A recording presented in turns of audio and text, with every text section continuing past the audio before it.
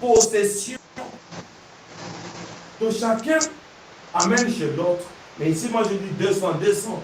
Peut-être vous pouvez voir que non, la lignée de la femme peut être plus possédée. Ou peut-être, ici, il y a eu peut-être 1000 personnes possédées. Ici, par exemple, 200 personnes possédées. Ça nous donne combien? 1200 possessions. Donc, celui qui avait 200, se retrouve avec combien? 1200. Et celui qui avait 1000, se retrouve avec combien? 1200 aussi. Donc, chacun a au moins 1200 démons.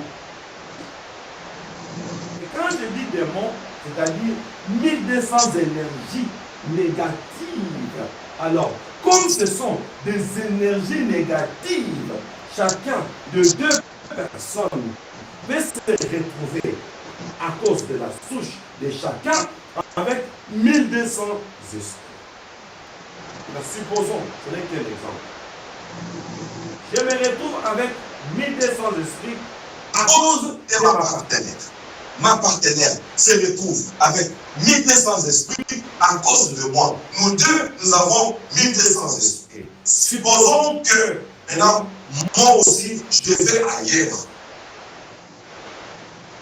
Donc, quand j'irai ailleurs, j'avais un problème des esprits.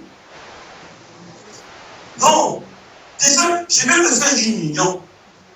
Et maintenant, je pars encore ailleurs, chercher une autre partenaire. Combien? 1200. Elle aussi, lorsqu'elle va aller chercher un autre partenaire, c'est par là.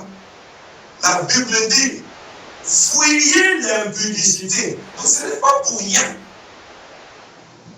Les gens pensent que voilà, quand on a beaucoup de partenaires, on est beau. Quand on a beaucoup de partenaires, on est joli. Mais d'après les sorciers, ils disent que lorsqu'un partenaire arrive, il amène les énergies négatives. Et maintenant, lorsque j'ai 1200 esprits, c'est-à-dire ceux de ma souche et la souche de ma première partenaire, et lorsque je vais aller chercher une autre partenaire,